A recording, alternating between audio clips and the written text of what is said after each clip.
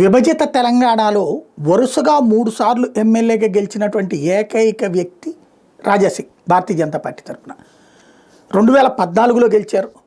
2018లో బండి సంజయ్, కిషన్ రెడ్డితో పాటుగా మొత్తం సిట్టింగ్ ఎమ్మెల్యేలు 5గురు ఓడిపోయినటువంటి సందర్భంలోనూ మిగతా అందరూ ఓడిపోయిన సందర్భంలో ఒక్క రాజాసింగ్ గెలుపొందే 2023లో గెలుచుకొచ్చారు. ఆ రాజాసింగ్ ఇప్పుడు అధ్యక్ష స్థానానికి పోటీ పడుతున్నట్టు కనబడుతుంది. తాజాగా ఓపెన్ స్టేట్మెంట్లో ఇస్తున్నారు.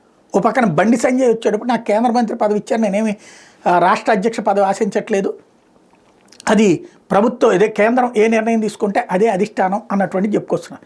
రాజాసింగ్ మాత్రం ఇక్కడ ఏదో ల్యాబింగ్ నడుస్తున్నట్టుంది.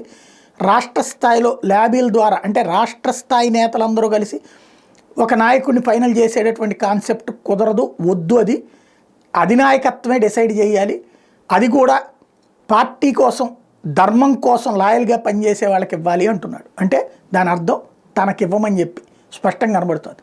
అయితే అది అసాధ్యం అనుకుంటున్నాను. ఎందుకంటే అక్కడ ఇవాళ సామాజిక సమీకరణాల్లో అందరినీ దాటేసింది భారతీయ జనతా పార్టీ, డీప్ రూట్స్కి వెళ్తోంది. కుల సమీకరణాలు అన్నటువంటిదే దక్షిణాదిలో కీలకం, సామాజిక సమీకరణాలే ఇప్పుడు కీలకం. అందులో రాజాసింగ్ సామాజిక వర్గం అత్యంత తక్కువ ఉన్నది.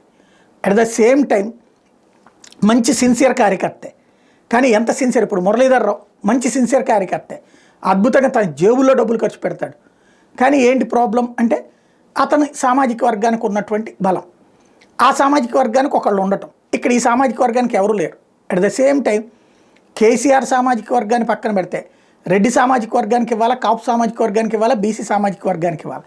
బీసీ ముఖ్యమంత్రి అని ప్రకటించారు కాబట్టి అయితే బీజేపీ స్టేట్ చీఫ్ కమ్ ముఖ్యమంత్రిగా ఒకళ్ళని డిసైడ్ చేయాలి ముఖ్యమంత్రి అభ్యర్థిగా, లేదా ముఖ్యమంత్రి అభ్యర్థిగా బీసీని ఎట్లాగూ చెప్పారు కాబట్టి రెడ్డి సామాజిక వర్గానికి అధ్యక్ష స్థానం ఇవ్వాలి. అది కాంగ్రెస్ ఫార్ములా. ఇదివరకు రాజశేఖర రెడ్డిని సీఎం చేసేటప్పుడు డి శ్రీనివాస్ని పెట్టినట్టు, రేవంత్ రెడ్డిని సీఎం చేసేటప్పుడు మహేష్ గౌడ్ని పెట్టినట్టు ఆ కోణంలో జరగాలి.